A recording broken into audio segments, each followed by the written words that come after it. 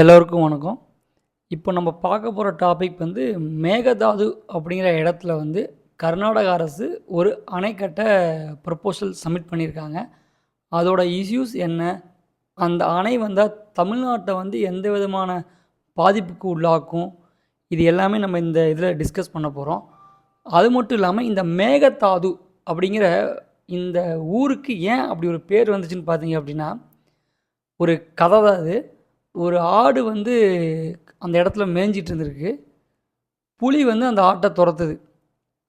அந்த ஆடு வந்து அந்த காவிரிய வந்து வேகமா கடந்து போயிருது. புலிகிட்டேருந்து தப்பிச்சிருது.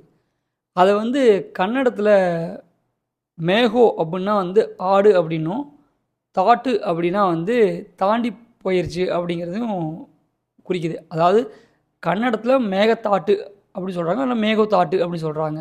இது வந்து தமிழ்ல வந்து மேகதாதுன்னு அழைக்கிறாங்க. அதாவது ஆடு வந்து காவிரியை தாண்டிருச்சு அப்படிங்கிறது தான் அதோட ஒரு கதை வரலாறு. இந்த பேர் வந்து இந்த இடத்துக்கு இந்த மாதிரி பேர் வந்துச்சுங்கிறத சொல்கிறதுக்கு. சரி, இப்போது இன்னொரு விஷயம் இதில் நம்ம என்ன தெரிஞ்சுக்க வேண்டியிருக்குன்னா, நம்ம வந்து தமிழகத்தில் வந்து அகன்ற காவிரின்னு சொல்லுவோம். ஏன்னா இது மழை காலத்தில் வந்து காவிரி வந்து அவ்வளோ வேகமாக வந்து செயல்படும். வெள்ளப்பெருக்கு எதுவாக இருந்தாலும் சரி. இப்போது இந்த மேகதாது அப்படிங்கிற இடத்துல மட்டும்தான் குறுகலான ஏரியா இருக்குது. சரிங்களா? அந்த குறுகலான ஏரியாவில் வந்து டேம் கட்டணும் அப்படிங்கிறது தான் கர்நாடக அரசோட. இன்னொன்று டேம் கட்டுறதுக்கு ஈஸியாகவும் கட்டிடலாம். அப்புறம் வந்து எஃபெக்டிவ் அதிகமாக இருக்கும். ஹைட்ரோ பவர் பிளான்ட் போடுறதுக்கும் ஈஸியாக இருக்கும்.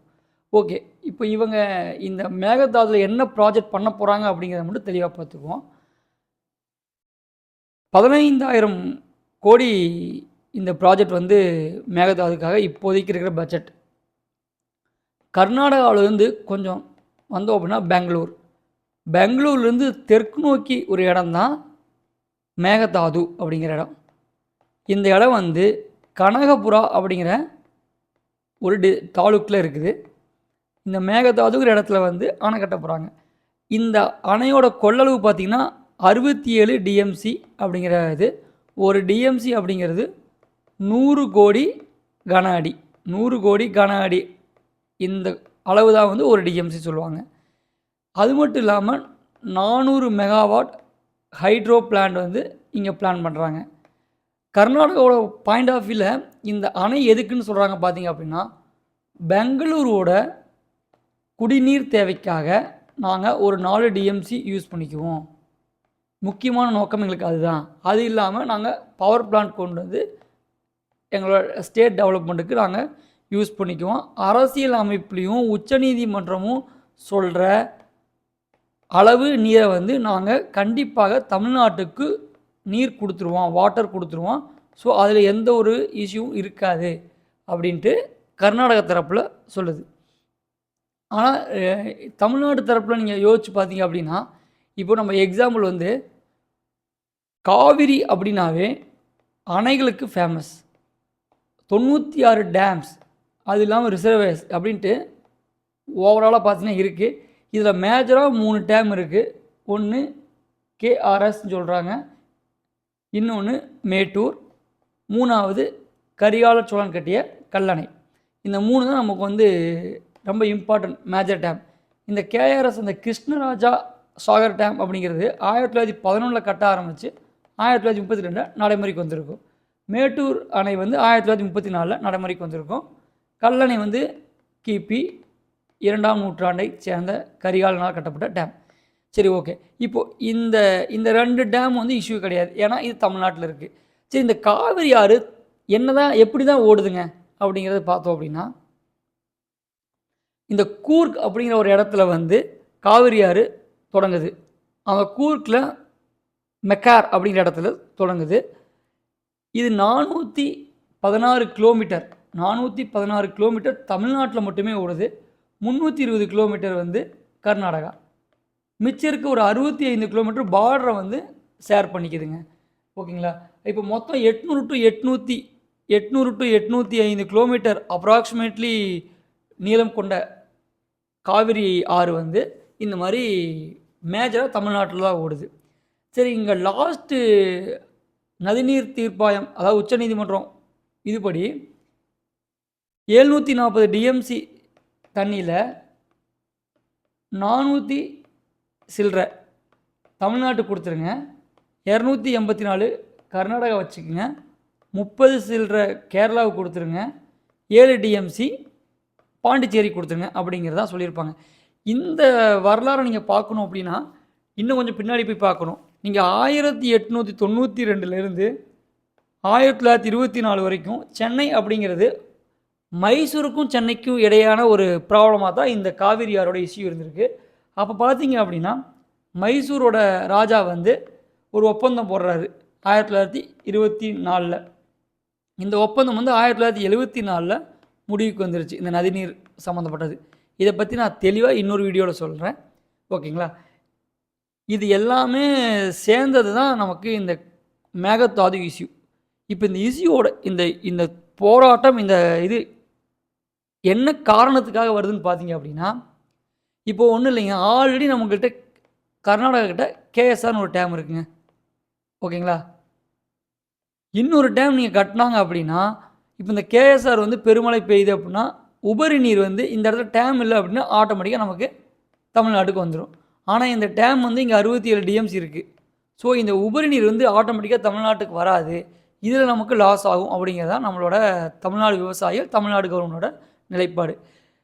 இது நமக்கு தமிழ்நாட்டை பொறுத்த வரைக்கும் இது ஒரு போராட்டம் நடத்தினாலும், கர்நாடகா பொறுத்த வரைக்கும் அவங்களுக்கு இந்த அணை வந்து ரொம்ப தேவைப்படுது அப்படின்ட்டு அவங்களோட இதில் சொல்கிறாங்க.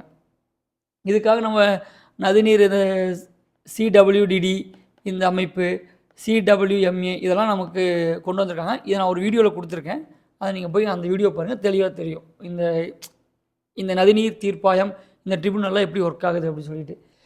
தமிழ்நாட்டுக்கு என்ன ஒரு பாதிப்பு இருக்குதுன்னு பார்த்தீங்க அப்படின்னா, முக்கியமாக நீர்வரத்து கம்மியாயிரும், டெல்டா மாநிலங்கள் தரிசாகும் அபாயம், ரொம்ப வறட்சி வந்து கண்டிப்பாக தமிழ்நாட்டுக்கு வந்துடும் அப்படிங்கிறது.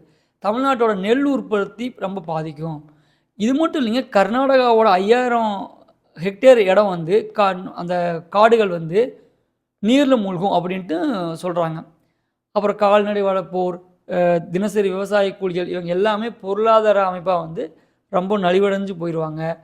தமிழ்நாட்டில் 20க்கும் மேற்பட்ட மாவட்டங்கள் வந்து இந்த கூட்டு குடிநீர் திட்டம், காவிரி ஆற்றை நம்பித்தான் இருக்குது. 20க்கும் மேற்பட்ட மாவட்டங்கள் கூட்டு குடிநீர் திட்டம்ங்கிற காவிரி கூட்டு குடிநீர் திட்டத்தை நம்பி தான் இருக்குது.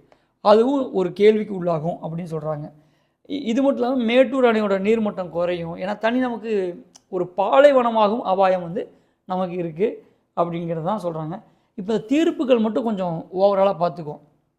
என்னென்ன தீர்ப்புகள் வந்துச்சு அப்படின்னு பார்த்தீங்க அப்படின்னா, 1990 பார்த்தீங்க அப்படின்னா தொடர்ந்து தமிழகத்தோட கோரிக்கை வச்சுருப்பாங்க. அதுக்காக CDWT அப்படிங்கிற ஒரு அமைப்பை கொண்டு வந்திருப்பாங்க, காவிரி வாட்டர் டிஸ்பியூட் ட்ரிபுனல் அப்படின்னு 1990 ஜூனில் ஆரம்பிச்சிருப்பாங்க. இது எதுக்காகனா நதி நீரை வந்து பிரித்து வழங்குறதுக்கு. அப்புறம் பார்த்தீங்க அப்படின்னா நாள் படப்பட 1991 பார்த்தீங்க அப்படின்னா தமிழ்நாட்டுக்கு 205 டிஎம்சி கொடுங்கன்னு சொல்லியிருப்பாங்க. அப்புறம் 2007 பார்த்தீங்கன்னா 192 ஆக்கியிருப்பாங்க. அப்புறம் 2018 அதை குறைச்சிட்டு 177 கொடுங்க அப்படின்ட்டு அது மாறுதல் நடந்துக்கிட்டே இருக்கும். அது சுப்ரீம் கோர்ட்டோட தீர்ப்புகள் நீங்கள் பார்க்கணும். நம்மளோட அந்த பழைய வீடியோவை பாருங்கள், அது கரெக்டாக இருக்கும். மேகதாது அப்படிங்கிறது பார்த்தீங்க அப்படின்னா ஒரு 2 தரப்பட்ட மக்களுக்கு ஒருத்தங்க பாயிண்ட் ஆஃப் வியூலேருந்து பார்க்கும்போது அது கரெக்டாக இருக்கும், இன்னொருத்தங்க பாயிண்ட் ஆஃப் வியூவில் பார்க்கும்போது அது கரெக்டாக இருக்கும். ஆனால் என்னதான் இருந்தாலும் ஆறு அப்படிங்கிறது மனிதனோட தலையீடு இல்லாமல் ஓடுற ஒரு இயற்கை ரிசோர்ஸ், இயற்கை வளம்.